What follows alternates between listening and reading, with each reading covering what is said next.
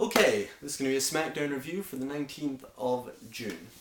And us wrestling fans tend to be a critical bunch, don't we? We tend to be a bit overly critical, in fact. You know, we tend to scrutinize and rant and rave about the faults we see in wrestling shows, but we're far less talkative when it comes to complimenting and praising a wrestling show.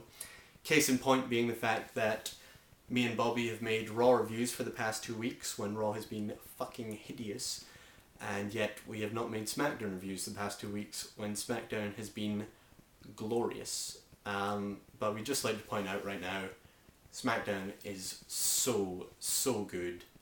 Brilliant, brilliant, brilliant. And while this show had its rough points, there were still moments that were just exemplary, particularly Edge versus John Morrison. Fucking hell, that was good. I mean, I think that was the best match I've seen on TV this year. That was just fucking astonishing match. Anyway, to begin, this show starts off kind of rough. It's the start that's really, not very good. Josh Matthews is in the ring. What the fuck are you doing here?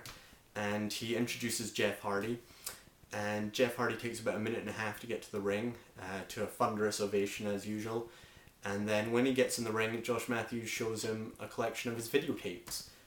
The first being Jeff Hardy defeating Edge at Extreme Rules. The second being CM Punk cashing in Money in the Bank. And the third being CM Punk stealing a victory on Raw, which should have been Jeff Hardy's. So basically we're 5 minutes into the show and nothing's happened yet. And all this filler is to delay the inevitable of Jeff Hardy speaking, because as we all know, when Jeff Hardy starts doing promo, people stop watching.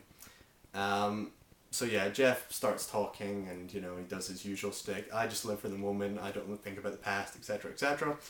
Josh Matthews introduces CM Punk. Punk comes out to a mixed reaction, more boos than cheers, and seems frustrated with the fans. Punk delivers a good promo, not a great promo, just the usual CM Punk. It's almost very good, and then it's just a little bit, just a little bit off. Punk says a few funny things. He says that nowhere in the Money in the Bank contract does it say you must not cash in on Jeff Hardy, which I found kind of funny. And he also says he didn't steal a victory on Raw, which is totally true. Clearly they've never seen a three-way dance before. That's not stealing a victory. But yeah, the end of this promo comes when Jeff says, listen, me and Punk are two very different guys. He lives his life the way he lives it. I live my life the way I live it. And then Punk repeats what he says kind of skeptically. He says, yeah, I live my life the way I live it, and you live your life the way you live it. So this is a whole, this implication is that CM Punk is judging Jeff Hardy for the way he lives his life because he's the straight edge guy and Jeff Hardy's the screw up, right? Which is fair enough. That would be a way to get Punk heel, but that's not the way they've booked it so far. If they wanted to book it like that, they should have booked it like that from the start, I don't think that makes all that much sense now. It's a bit too late to start all that, but whatever, we'll see what they do with it. Then Josh Matthews at the end of this does a really weird thing. He just goes to everyone, let's hear it for the challenger, and everyone cheers for Jeff. Then let's hear it for the champion, and everyone boos. I was like, that's quite a rude interviewing technique, Josh, but okay. First match of the night, Jeff Hardy versus Chris Jericho. This could have been really, really good, but it really wasn't. This was quite a rough match, I thought. Jeff seemed kind of slow. I don't know, was he slightly injured in this match or something? He just didn't seem very fast at all. He did a few running clotheslines at the start, and he was just very slow. And then he tried to hit the Whisper of the Wind, and it looked cumbersome. So I don't know. I think he might have been injured or something. This match didn't have enough of the feeling out period at the start. They just kind of went straight to their finishers and all that sort of stuff. So Jericho missed the lionsault, and Jeff Hardy countered the walls. Nice bits towards the end. This match definitely got better towards the end. Jeff Hardy hit a beautiful front suplex where Jericho landed on his face, which was just pretty sick. And then he went up to the top rope for the Swanton. Jericho gets out of the way, gets out of the ring, and Hardy changes direction and goes for a crossbody to the outside. Jericho moves out of the way and hits Hardy's head into the barricade. Nice little spot there. That was good. And then Jericho dominates Hardy for a bit more, and then Rey Mysterio appears. Rey Mysterio has been sitting in the front row next to two guys dressed in identical Rey Mysterio costumes. So Rey Mysterio gets up onto the barricade, does a head scissors to Jericho, which Jericho sells really well, going into the steel ring post, and Jericho gets counted out.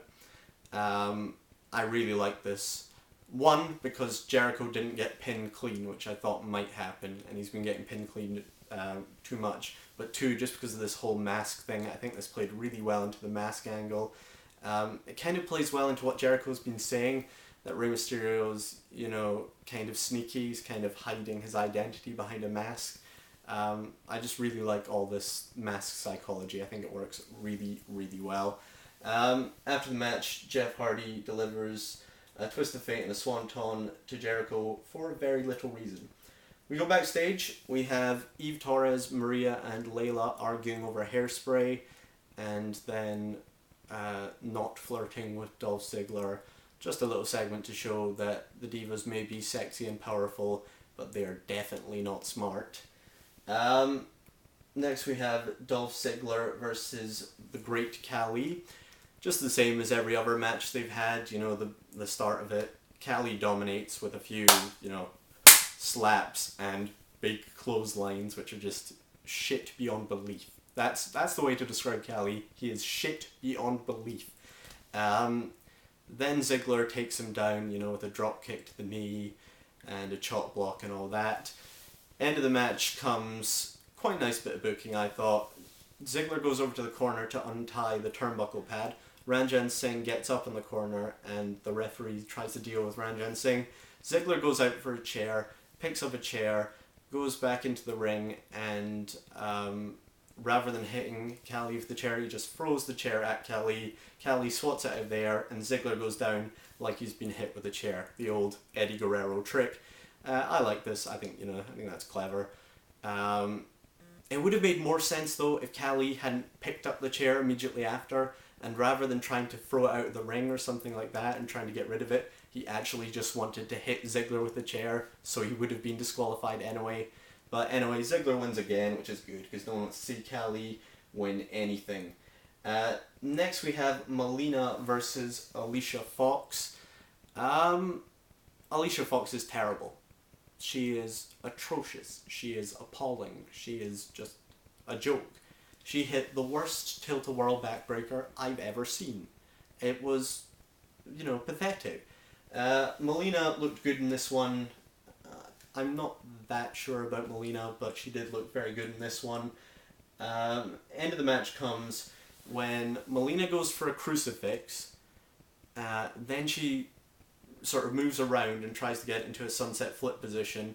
Alicia Fox uses her power to pull her back up, but she pulls her back up straight into Melina's finishing move, that sunset flip bomb, I suppose you could call it. I don't really know.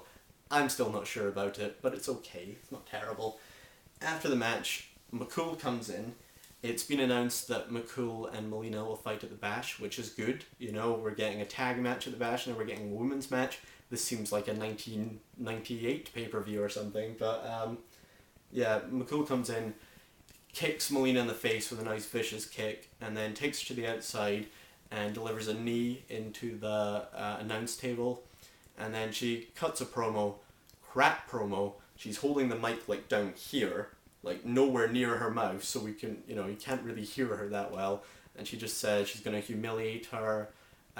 She hopes Melina's fake paparazzi are around to take pictures of her, and that she's going to make history by becoming the Women's and Divas Champion.